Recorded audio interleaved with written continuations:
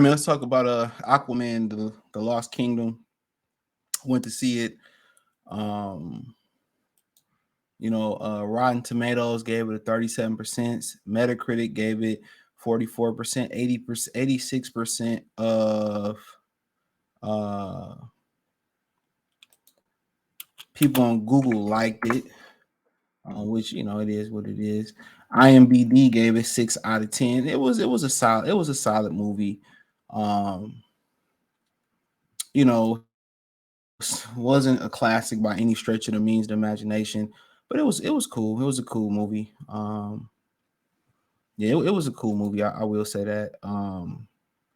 I wouldn't say it was a must see at the movie theater. I mean, but the synopsis of it is having failed to defeat Aquaman the first time, the Black Manta, still driven by the need to avenge his father's death, will stop at nothing to take Aquaman down once and for all.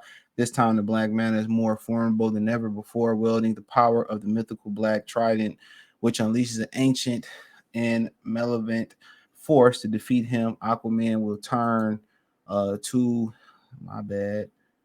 I ain't lost my whole thing. But Aquaman, hold on, returned to his imprisoned brother Orm, the former king of Atlantis, to forge an unlikely alliance. Together, they must set aside their differences in order to protect the kingdom and save Aquaman's family and the world from irreversible destruction. So I think he ended up taking his brother woman and turning into his wife too. I think she was played by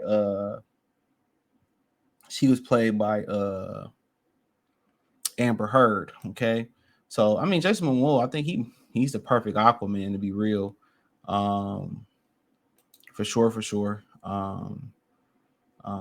So yeah, it was cool. Um, you know, Amber Heard got to get that money back from the Johnny Depp situation. So it was a cool movie. I say it's like a 5 or 6 out of 10, 5.5, 6 out of 10. Um, wasn't nothing that really stood out in my opinion. Like as far as wasn't a whole bunch of great fighting scenes. The CGI was solid. Um, it wasn't like a great storyline. The story, it was just a really it was a solid movie. It was a solid, average superhero movie. Momoa was great, perfect Iron Man. Kind of went through kind of what he'd been doing since he had a child and being a father on the surface, and then going down there and ruling Atlantis and trying to get the surface dwellers and the people in the ocean to be united as one, and trying to get them to end up signing a treaty to work with each other together. And I do some spoilers at the end. They basically found out that Atlantis exists, and he changed their mind on that and trying to work with them because something was melting. When the Black Manta went to find a new power, they was using using some things to some of their little power. They was starting to melt shit in the ocean or whatever.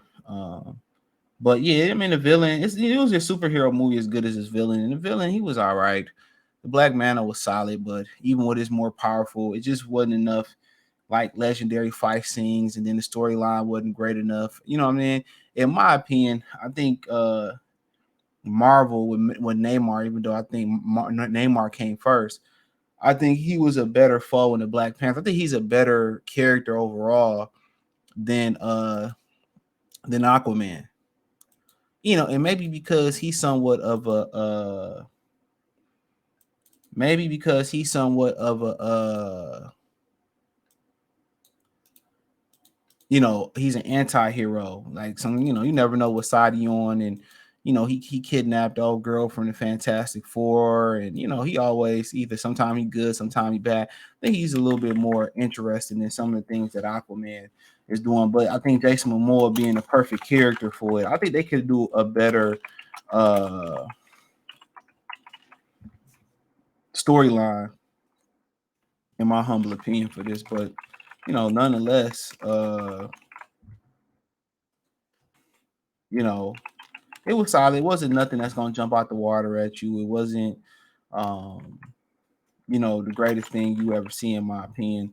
Uh, but it held your attention, and like I said before, Marvel got to do better. They got this new guy, what's his name, that came over from Marvel and all this type stuff, and he did Blue Beetle, which I thought was okay, but it's nothing. The one phenomenal thing that DC did had going for them was Peacemaker. You know what I'm saying? So I don't know. DC got so many just different interesting things they can do, and they could have did a lot better. I'm not a fan of Ben Affleck. I wasn't a fan of him playing, Batman. Just wasn't. Robert Pattinson, he did a good job. I felt that Batman was good, but it could have had more fight scenes, and a little bit of fight scenes that it did have. They were brutal. So if you added more of those fight scenes in there, I felt that it would have been more brutal. Maybe they would have had to rate it rated R. They've been reluctant to do a rated R Batman because PG G rated movies, PG-13 rated movies is better for business. It's better for business. You know what I'm saying? That's just what it is. It's better for business. So, because everybody can go see it. It's a family movie. You're not restricting your audience, but nonetheless, man, it was cool. He gets secretly breaks his brother out of prison, and then he gotta trust him and keep an eye on him, and they can't find out that they broke him out of prison, or it would have break a treaty or something like that. And like I said before, I don't really think this should have been like a Christmas blockbuster type of movie. They probably should like really release this like in January, February, March when ain't nothing really going on. But so be it. I thought it was a 5.5, 6 out of 10 type movie. I just think DC has so much more potential to go harder than what they're going, man. And I just think that they can do a way better job than what they've been doing in my humble opinion. I think they could do a way better job. So, but like I said, the one thing they had going for them, one thing they always got going is Batman movies. I think it is time for rated R Batman movie. But then another thing they had going for them was Peacemaker, and they stopped doing that. But in my humble opinion, I just feel that it's time for a rated R Batman movie. But hey, just my opinion. I say 6 out of 10, 5.5, 6 out of 10 movie. Solid, but I don't think nothing that's gonna blow you out of the water. I think Jason Momoa carried the movie with his acting and his charisma. But hey, thumbs up the video, share the video, subscribe to the channel. The subscribe button is the bell icon button. Hit all notifications, increase your chance to get notifications. We go live or drop video. Check out the movie review playlist. Hit the link tree. Find me on Twitter, Instagram, Spotify, Anchor, Cash App, Venmo, PayPal, Apple Podcasts, Google Podcasts, the whole nine. Let me know what you think in the comment section. Peace.